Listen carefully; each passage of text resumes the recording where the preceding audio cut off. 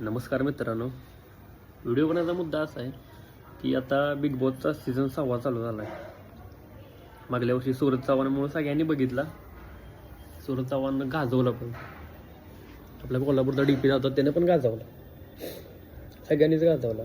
पण ह्या सीझनमध्ये असं लय नमुना आहे ती. आता आम्ही स्वतः साताराच आहे. सातारचं एक वेगळीच ओळख आहे. त्या ओळखीतनं आलं एक अनुश्री माने, म्हणजे त्याला एक सौभाग्य भेटलं म्हणा, किंवा एक लय मोठे चान्स भेटला की स्वतःला सिद्ध करण्याचा.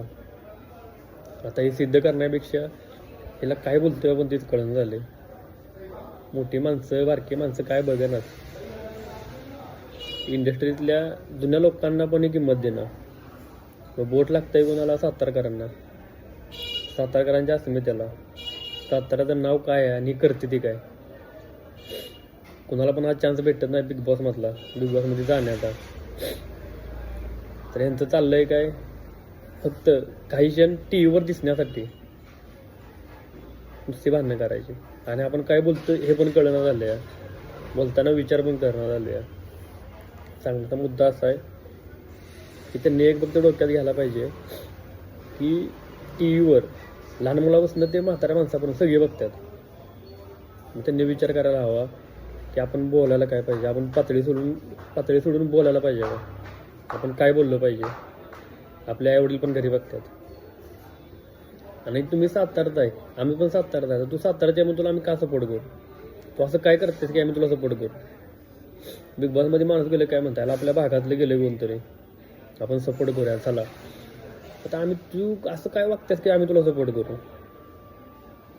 एक पण कारण नाही.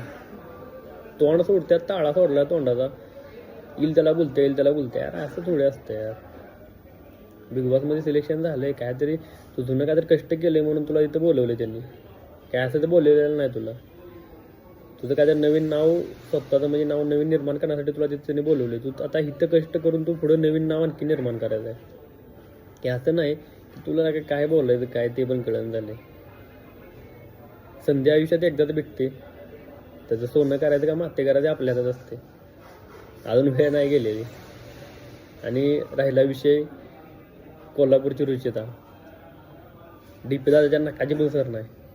आणि आम्ही तर म्हणतोय सातारामधला दुसरा कोण फट्टा घेतला असता ना तरी चाललं असतं. आणि कोल्हापूरमधला दुसरा आणि कोणतरी घेतला असता ना तरी चाललं असतं. डोळं दाखवून सपोर्ट केला असतं दोन्हीला पण. एवढं तर बोलेन. आणि आता हिने जर नीट नाही वागली तर आपला शेवटचा सपोर्ट एकच आहे.